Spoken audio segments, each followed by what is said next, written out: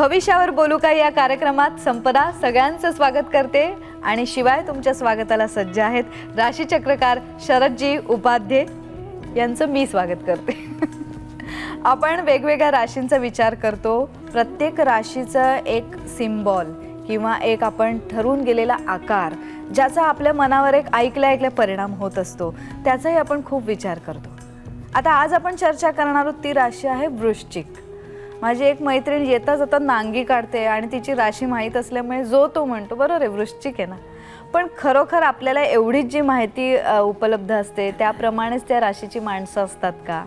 सगळे गैरसमज मिटवूया ना शरदजींशीच बोलून। मला या वृश्चिक या आकाराविषयीच एक कुतूहल आहे, तिथून आपण या राशीला सुरुवात करूया।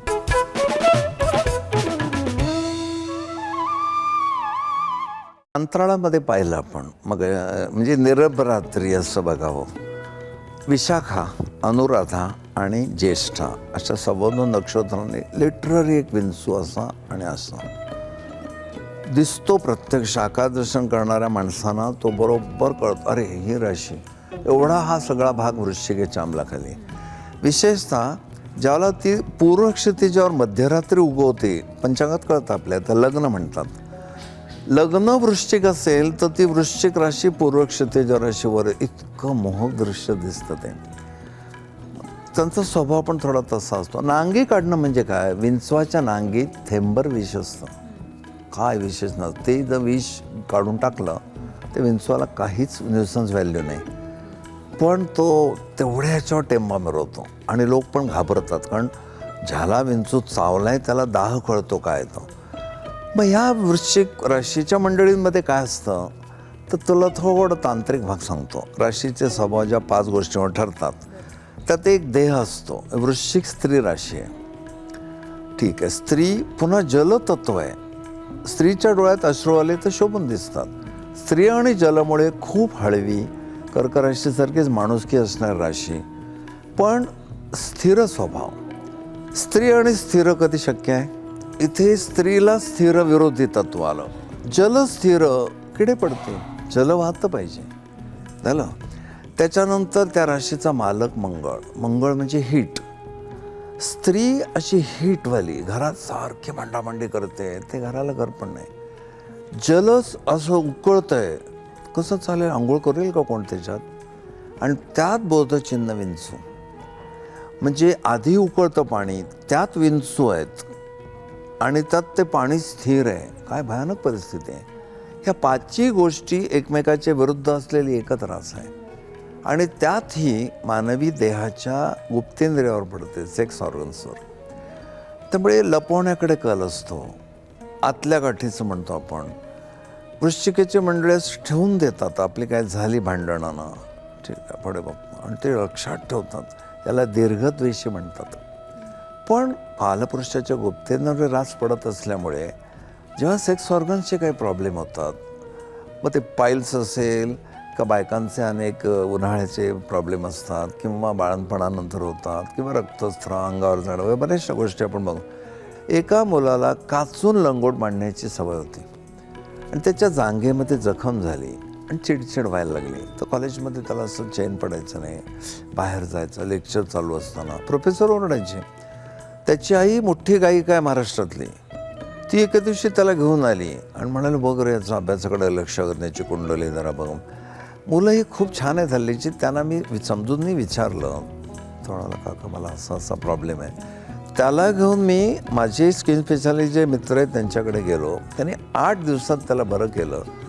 पण मधल्या काळात तो मित्राला कन्सल्ट करत राहिला, तर मित्रांनी सांगितलं जखम दिल्यानं कॉस्टिक सोडा लाव म्हणजे जखम बरी होईल, आणि ती जखम आणखी चिडचिडली।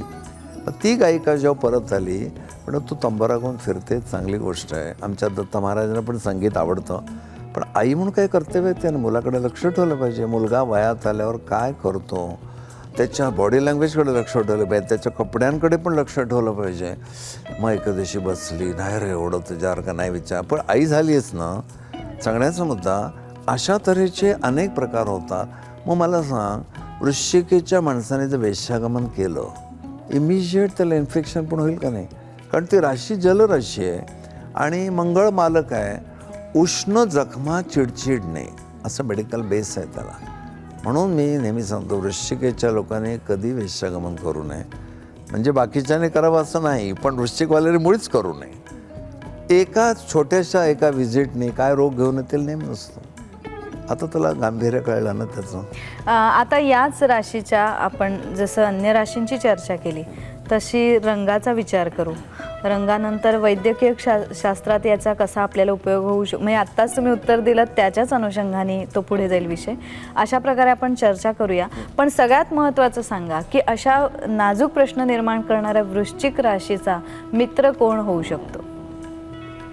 वृश्चिकेची मैत्रीण इंगळीच होऊ शकते. मला वाटत नाही वृश्चिक आणि मेंढा जमेल, वृश्चिक आणि वृषभ जमेल. एक बैल आणि एक विंचू खेळतात दोघे तासन तास, कुठे दिसतं आपल्याला. विंचूशी चांगला खेळेल. त्यामुळे मला लग्न ठरवताना वाटतं वृश्चिक छान जमतं. ती आत स्वयंपाक करत असते, हा जोरात तामसी माणूस विचारतो, काय ग काय चाललंय तुझं? ती तेवढ्याच जोरात विचारते, तुला काय हवंय? मला म्हणतो नाही झालं की हे बरोबर जमतं.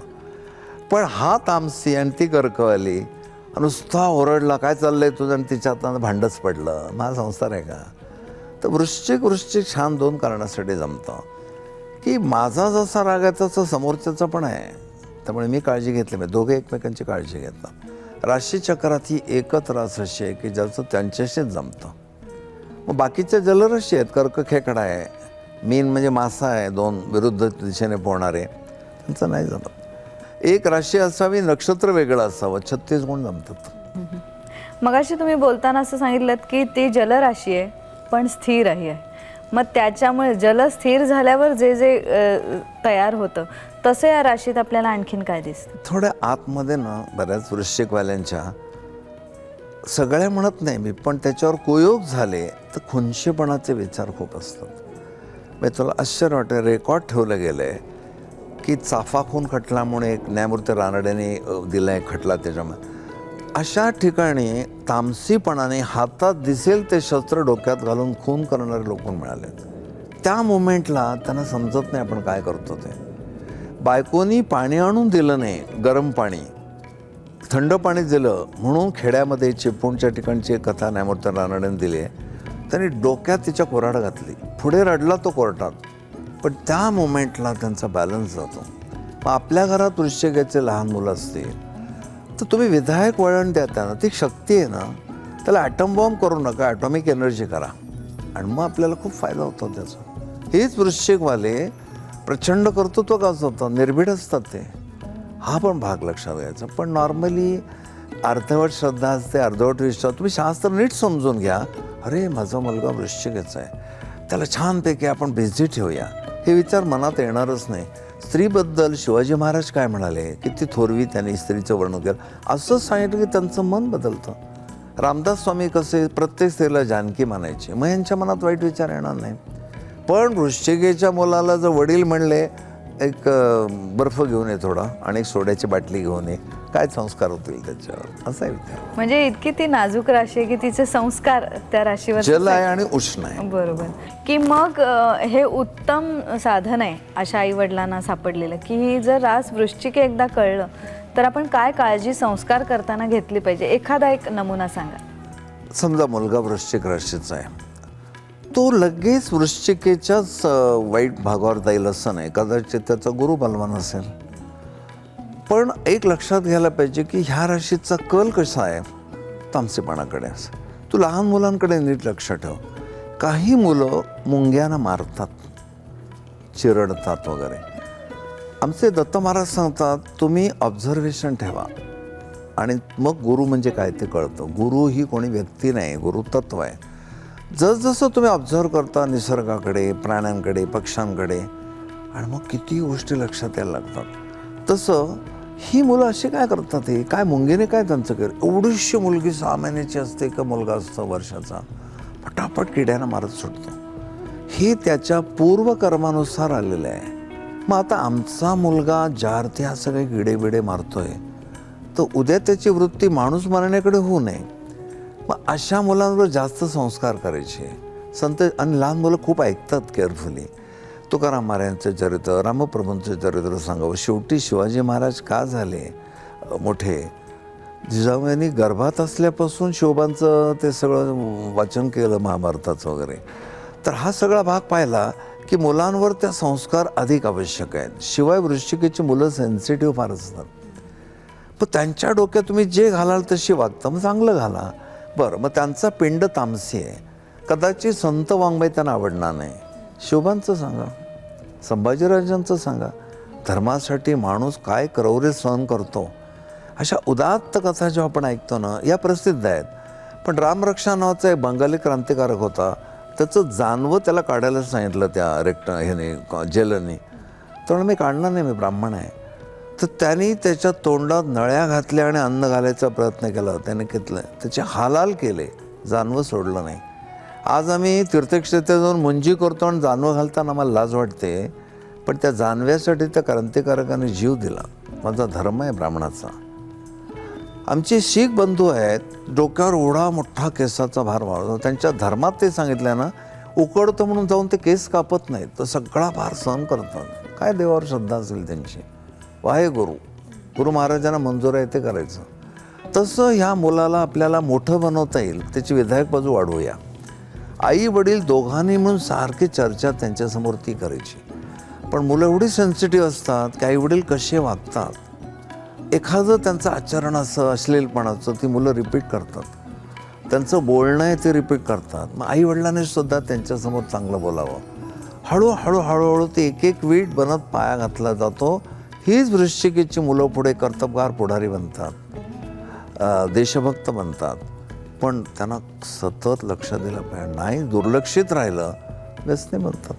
म्हणजे घरात वृश्चिकेचं मूल जन्माला आलं की आपल्या घरी टाईम बॉम्ब आला आहे. त्याची वादबीत काळजी घ्यावी, त्याची जबाबदारी पालकाची. कारण स्फोट होणार नाही, काळजी घ्यावी. कोणत्या रंगाच्या निकट ही राशी जाते? थोडासा हाही मेषेचाच भाग आहे. तांबूस, लालवट, ब्रिक म्हणतो, brick colour, brick red. Postal red वेगळा, ब्रिक रेडकडे झुकते राशी. पण हे पुन्हा झुकण्याचं कारण मंगळाचं तेज जलावर पडल्यावर जे परावर्तित होईल ना, किंवा सूर्य मावळताना जे काही तुम्हाला दिसेल, तसं थोड्या राशीचं वर्णन आहे. पण हे राशीचं वर्णन पृथ्वी तलावरून दृगोचर होणार एवढं, त्या राशीच्या व्यक्तीनं काही त्याचा संबंध येत नाही. बरोबर. आणि या राशीची व्यक्ती कोणत्या राशीच्या व्यक्तीशी जमू शकतं हे तुम्ही सांगितलं, वृश्चिक. पण तरीसुद्धा वेगवेगळ्या नक्षत्रांचा प्रभाव त्या दोहोंवर असू शकतो, असं एखादं उदाहरण? आता तूळ राशी संपता विशाखा नक्षत्र लागतं. हे विशाखा तुळेत थोडं संपतं आणि वृश्चिकेत कंटिन्यू होतं. म्हणजे विशाखाचे 2 चरण वृश्चिकेत मिळतील. अनुराधा पूर्ण नक्षत्र आहे आणि ज्येष्ठा पूर्ण नक्षत्र आहे. मग हा जो एक चरण ह्याच्यात आला आहे वृश्चिकामध्ये विशाखाचा, ते विशाखामध्ये तुम्हाला दोन्ही तुळेचं पण कधी कधी मिळतं. अरे हा वृश्चिकवाला तुम्ही म्हणता, पण किती छान बोलतो, गोड आहे. मग तिथं बॉर्डरवरचाही लक्षात येतं आपल्या. अनुराधा खूप सुंदर नक्षत्र आहे. अनुराधा नक्षत्राच्या स्त्रिया खूप छान दिसतात. मग कधी कधी आपल्याला वाटतं रोहिणी ऐकायचं, वृषभ राशी आहे का, गल्लत होते. अनुराधा भाषाचतुर नक्षत्र आहे, खूप छान बोलतं. आणि ज्येष्ठा खऱ्या अर्थाने विंचू आहे. वृश्चिके ज्येष्ठा नक्षत्रावर जन्माला आलेले लोक नांगेवाले. की वृश्चिक राशीला जर आता काही लग्न पत्रिका पाहूनच प्रत्येक वेळ होतात असं नाही, मग अन्य कुठल्या राशीच्या व्यक्तीशी विवाह झाला तर काय त्यातनं निर्माण होऊ शकतं, काय काळजी घ्यायला पाहिजे? तुला हे सुचतात कसे प्रश्न, मला आश्चर्य वाटलं. अभ्यास करतेस का तू? नाही, अभ्यास तर तुमच्या कृपेने करावाच लागतो, कारण तुम्ही इतकं उत्तर त्याचं उत्तम देता, त्यामुळे प्रश्न पण तितकाच जर उत्तम असेल तर तुम्ही पण हा प्रश्न खूप छान आहे. वृश्चिक ही सर्वसाधारण तामसी राशी आपण मान्य केलं, पण त्याहीपेक्षा गुप्तेंद्रियावर पडत असल्यामुळे कामुकता जास्त आहे. एक फ्रिक्वेन्सी आहे प्रत्येकाची. भुकेची कशी आहे, तहानेची आहे, तशी लैंगिक वासनांची पण आहे. आणि तुम्ही विदाउट प्रेज्युडिस नीट अभ्यास करावा की बाबा प्रत्येक व्यक्ती कामवासना तिच्या ठिकाणी आविष्कार असूनही सारखी वागत नाही. एखाद्याला जनरल इंटरेस्टच फार असतो, एखाद्याला नुसत्या गप्पा मांडण्यात असतो, पण ह्याला शरीर संबंधात असतो इंटरेस्ट, असतो तर असतो, ॲक्सेप्ट करू आपण.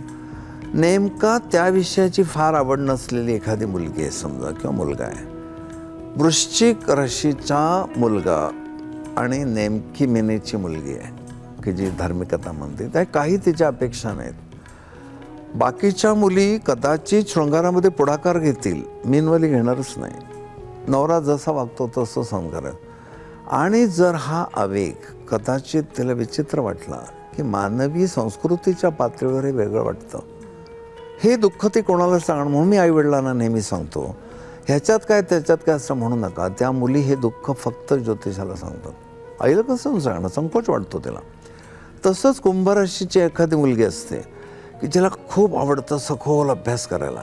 स्थळ येतं, मुलगा वृश्चिकवाला, पर्सनॅलिटी छान सगळे, पण एकांतातल्या आयुष्याचा एक पुन्हा वेगळ्या पातळीवर आविष्कार असतो. त्यावेळी तिला जाणवतं की माझी थोडी अपेक्षा होती, आपण काही विषयानं बोलूया, गप्पा मारूया, let us respect each other. हा पण नाराज होईल की बाबा मी किती रसिकतेने लग्न केलं आहे, मला काहीच रिस्पॉन्स मिळेल. ती बौद्धिक उंचीवरची मुलगी ह्या पातळीवर येऊ शकत नाही. ह्या पातळ्या मॅच करा. त्यासाठी लग्न जमवताना खूप स्वभावाचा विचार केला मी. मग ह्या वृश्चिकवाल्यांना वृश्चिकेशिवाय पर्यायच नाही. क्वचित वृषभ राशी एक रोमॅन्टिक राशी म्हणून पर्याय असू शकते, पण वृषभेला सुद्धा जो डिसेंट शृंगार मंजूर आहे तो हा नसेल.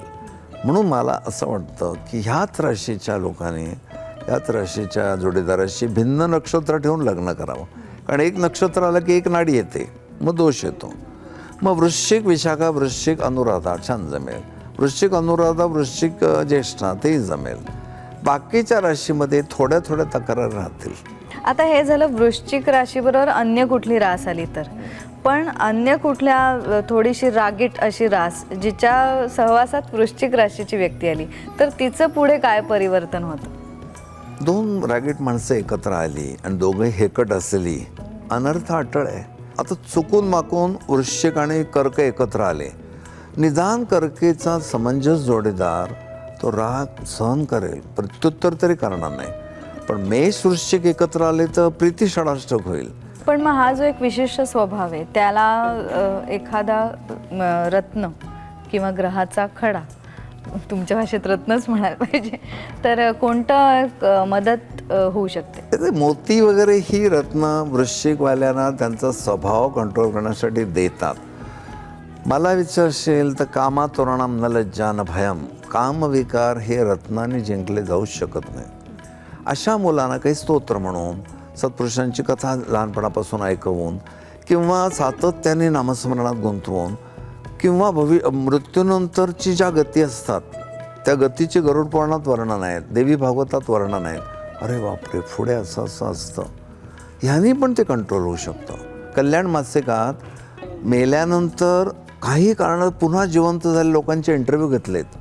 त्यांनी सांगितलं यमलोक वगैरे सगळं सत्य आहे, आम्ही तिथे जाऊन ते भयानक किंकाळे ऐकून आलेले आहोत.